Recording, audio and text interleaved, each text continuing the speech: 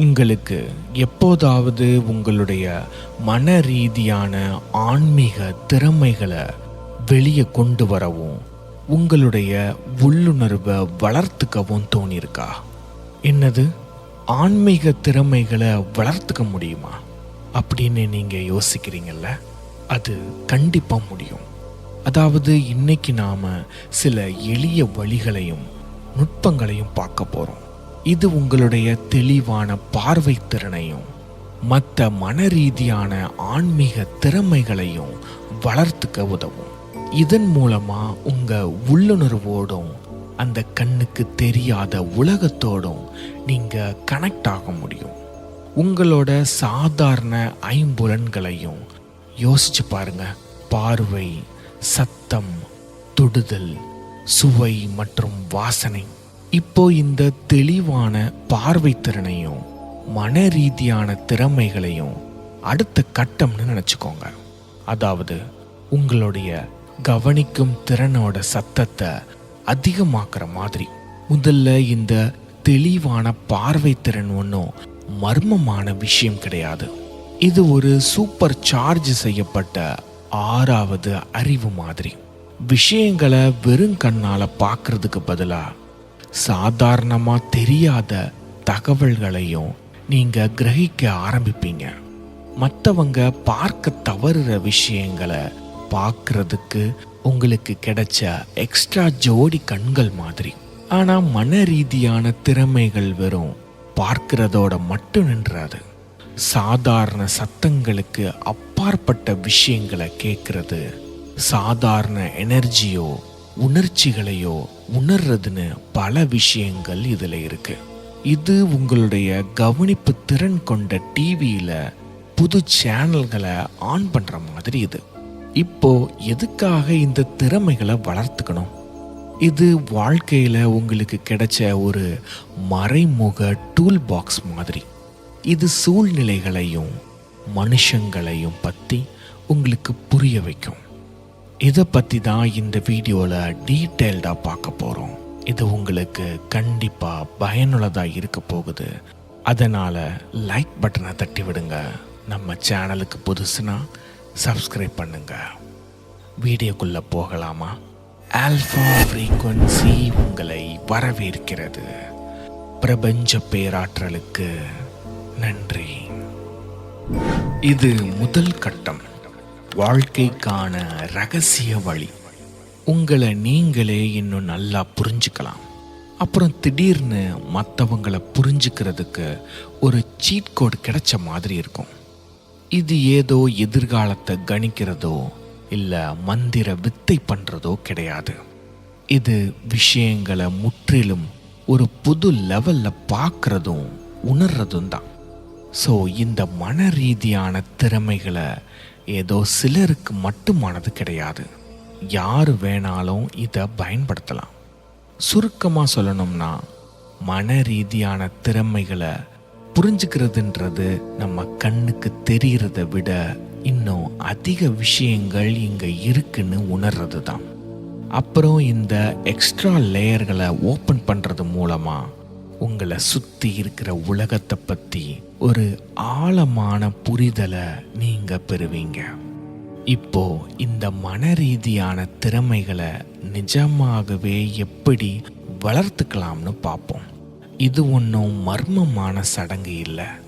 யார் வேணாலும் செய்யக்கூடிய எளிய வழிகள் தான் இது.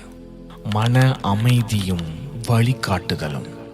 முதல்ல தியானம் தான் உங்களுடைய முக்கியமான டூல். இது ஏதோ சம்மணம் போட்டு உட்கார்ந்து மந்திரம் சொல்றது கிடையாது. எந்நேரமும் ஓடிக்கிட்டே இருக்கிற உங்க மனசை அமைதிப்படுத்துறது தான் இது. உங்க மனசுக்குள்ள இருக்கிற சத்தத்தை எல்லாம் குறைச்சிக்கிட்டு உங்களுக்குள்ள இருக்கிற குரலை நீங்க நல்லா கேட்கறதுக்கு இது உதவும். ஒரு அமைதியான இடத்தை கண்டுபிடிச்சு சௌகரியமா உட்கார்ந்து உங்க மனசை அமைதிப்படுத்துங்க. இது உங்க மனசுக்கு ஒரு மசாஜ் கொடுக்கற மாதிரி. ஒரு மென்டார் இல்லைன்னா டீச்சர் இருக்கிறது இந்த பயணத்துல உங்களுக்கு ஒரு கைடு மாதிரி. அவங்க உங்களுக்கு பதில்களை சொல்லி கொடுக்க மாட்டாங்க. அவங்களுடைய அனுபவத்தில் இருந்து நீங்கள் கற்றுக்க வேண்டிய விஷயங்களை அவங்க சொல்லி கொடுப்பாங்க. அவங்க ஏற்கனவே அந்த பாதையில் போனதால எங்கெல்லாம் மேடு பள்ளம் இருக்கு, எது குறுக்கு வழின்னு அவங்களுக்கு நல்லாவே தெரியும். அந்த மாதிரியான பயணம் தான் இது. உங்களுக்கு உதவுறதுக்கும் எல்லாவற்றையும் சொல்லி கொடுக்கறதுக்கும் கூடவே இருக்கிற ஒரு நல்ல நண்பர் மாதிரி இது.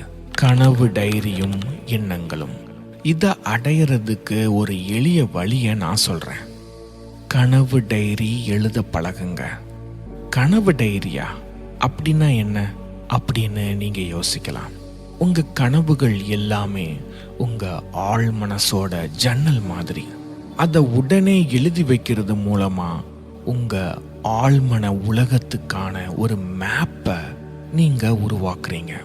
இப்போ ஒரு ரேடியோவை தெளிவான சிக்னலுக்கு அட்ஜஸ்ட் பண்ற மாதிரி இந்த மன ரீதியான திறமைகளை நாம துல்லியமாக்க போறோம். தெளிவான இலக்குகளை மனசுல வச்சுக்கிறது, ஒரு பயணத்தை தொடங்குறதுக்கு முன்னாடி நாம எங்க போக போறோம்னு முடிவு பண்ற மாதிரி.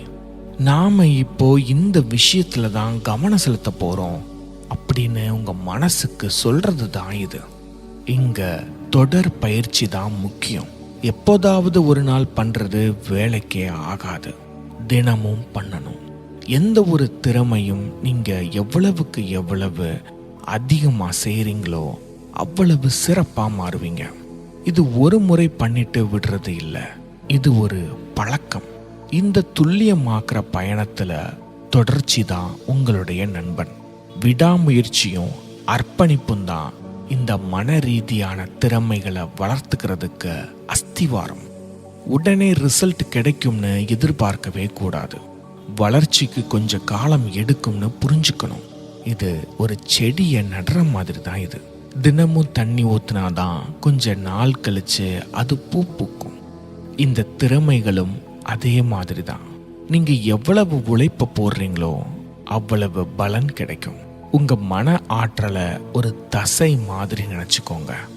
அது வலுவா இருக்கணும்னா நீங்க அதை தொடர்ந்து பயன்படுத்தணும். உங்க மன உணர்வுகள் கூர்மையா இருக்கணும்னா நீங்க அதை அடிக்கடி ட்ரெயின் பண்ணணும். இதுல ரொம்ப கஷ்டப்பட்டு உங்களை வருத்திக்க தேவையே இல்லை.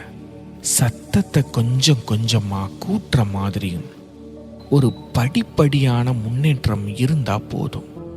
ஞாபகம் வச்சுக்கோங்க, இது ஒன்றும் ஓட்டப்பந்தயம் கிடையாது. ஓடி போய் தொடர்றதுக்கு இங்க ஃபினிஷிங் லைன் எதுவுமே இல்லை. இந்த பயணத்தை ரசிச்சு பண்ணுங்க. உங்க முன்னேற்றம் எவ்வளவு சின்னதா இருந்தாலும் அதை கொண்டாடுங்க. இது மலை ஏறுற மாதிரி ஒவ்வொரு அடியா எடுத்து வைக்கணும். வைக்கிற ஒவ்வொரு அடியும் முக்கியம். ஸோ மன ஆற்றலை துல்லியமாக்குறதுன்றது ஒரு தெளிவான குறிக்கோள் வச்சுக்கிறது, தினமும் பயிற்சி பண்றது, அப்புறம் விடாமுயற்சியோட இருக்கிறது தான்.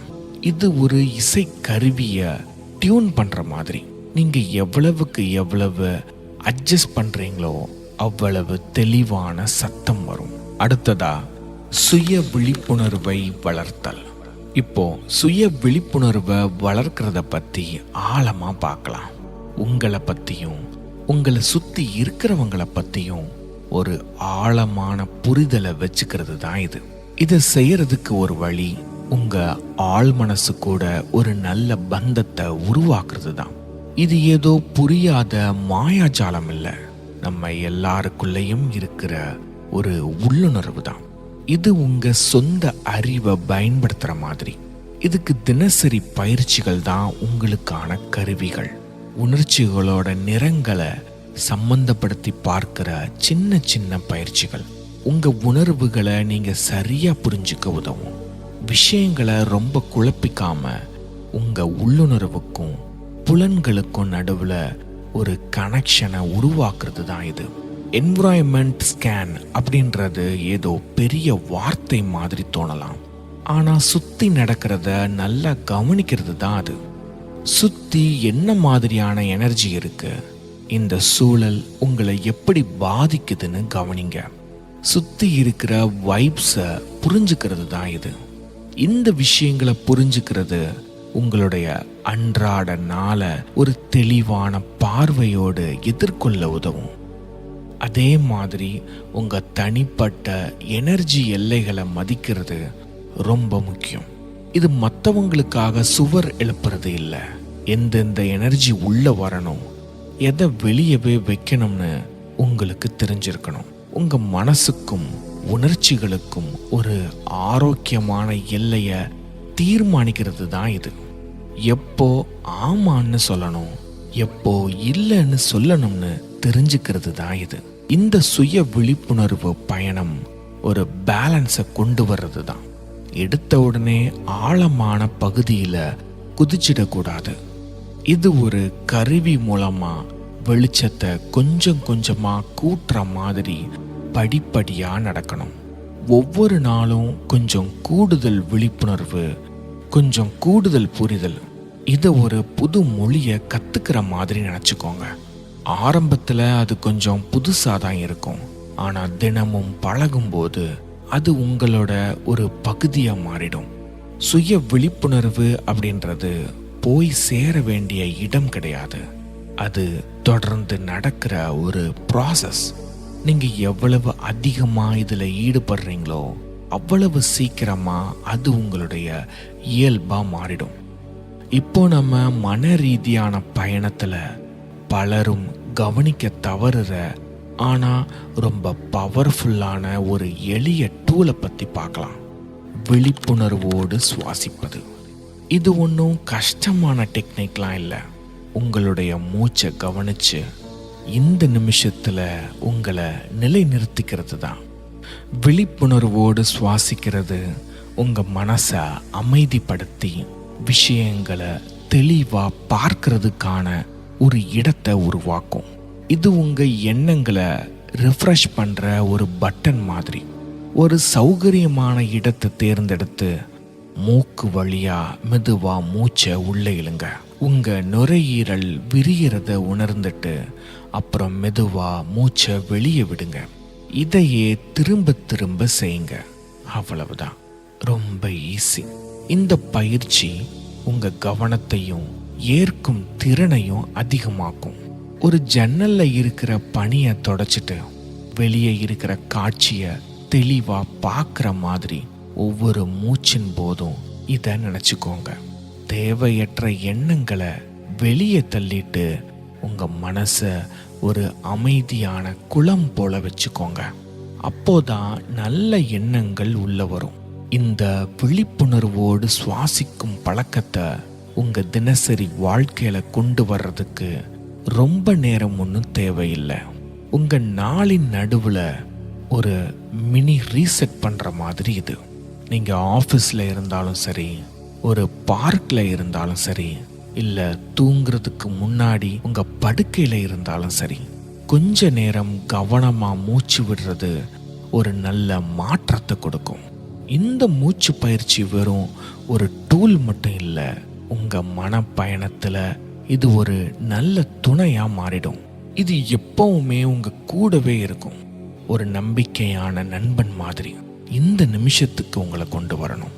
வாழ்க்கையில வர ஏற்ற இறக்கங்களுக்கு நடுவுல உங்களை நிதானமா வச்சுக்க இது உதவும். நம்ம கிளேர்வாயன்ஸ் மற்றும் மன ரீதியான திறமைகளை வளர்க்கிற இந்த பயணத்தோட முடிவுக்கு வர்ற இந்த நேரத்துல இந்த பயிற்சிகளோட எளிமையையும் அது எல்லாரும் செய்ய முடியுன்றதையும் புரிஞ்சுக்கிறது ரொம்ப முக்கியம். நாம இங்க எந்த ஒரு கஷ்டமான சடங்குகளையோ இல்ல மர்மமான விஷயங்களையோ பார்க்கல. அதுக்கு பதிலா எல்லாரும் அவங்க அன்றாட வாழ்க்கையில பயன்படுத்தக்கூடிய எளிமையான வழிகளை தான் பார்த்துருக்குறோம். இந்த ஆற்றல்களை புரிஞ்சுக்கிறதுன்றது உங்களோட கவனிப்பு திறனை விரிவுபடுத்துறது தான். உங்களை சுத்தி இருக்கிற உலகத்தோட கூடுதல் லேயர்களை பார்க்க உங்க கண்களை திறக்கிற மாதிரி இது. ஞாபகம் வச்சுக்கோங்க, இந்த திறமைகள் ஏதோ சிலருக்கு மட்டும் கிடைச்ச ஸ்பெஷல் கிஃப்ட் கிடையாது. இது எல்லாருக்குள்ளேயும் இருக்கிற ஒரு திறமை தான். யார் வேணாலும் இதை வளர்த்துக்க முடியும். தியானம் பண்றது, ஒரு குருவை வச்சுக்கிறது, கனவு டைரி எழுதுறது, அப்புறம் உங்க உள்ளுணர்வை நம்புறது, இது எல்லாமே இந்த பயணத்தோட ஆரம்ப கட்ட அஸ்திவாரம். இதெல்லாம் ஒரே ராத்திரியில கத்துக்க முடியாது. ஆனா உங்களுடைய தினசரி பழக்க வழக்கங்கள்ல இத கொஞ்சம் கொஞ்சமா கொண்டு வர்றது மூலமா உங்க மனத்திறன்களை நீங்க பலப்படுத்திக்க முடியும். உங்க மன ஆற்றலை துல்லியமாக்குறதுக்கு தெளிவான குறிக்கோள் வச்சுக்கிறது, தொடர் பயிற்சி, அப்புறம் நல்ல விடாமுயற்சி தேவை. இதை ஒரு குறிப்பிட்ட ஃப்ரீக்வன்சிக்கு டியூன் பண்ற மாதிரி நினைச்சுக்கோங்க. சிக்னல் எவ்வளவு தெளிவா இருக்கோ அவ்வளவு கூர்மையா உங்க மன உணர்வுகள் மாறும். சுய விழிப்புணர்வை வளர்த்துக்கிறதுன்றது சில எளிய பயிற்சிகள் மூலமாகவும் சுற்றுப்புற விழிப்புணர்வு மூலமாகவும் உங்க ஆழ் மனசோடு ஒரு கனெக்ஷனை உருவாக்குறது தான். இது உங்களை பத்தியும் இந்த உலகத்தை பத்தியும் உங்ககிட்ட இருக்கிற புரிதலை கொஞ்சம் கொஞ்சமா பிரகாசமாக்குறது தான். இந்த வீடியோ உங்களுக்கு ரொம்ப பயனுள்ளதா இருந்திருக்கும்னு நான் நம்புறேன். உங்களுடைய கருத்துகளையும் அனுபவங்களையும் கீழே கமெண்ட் செக்ஷன்ல சொல்லுங்க. அது வரைக்கும் அடுத்த பதிவில் சந்திக்கும் வரை இது உங்கள் ஆல்ஃபா ஃப்ரீக்வன்சி. பிரபஞ்ச பேராற்றலுக்கு நன்றி.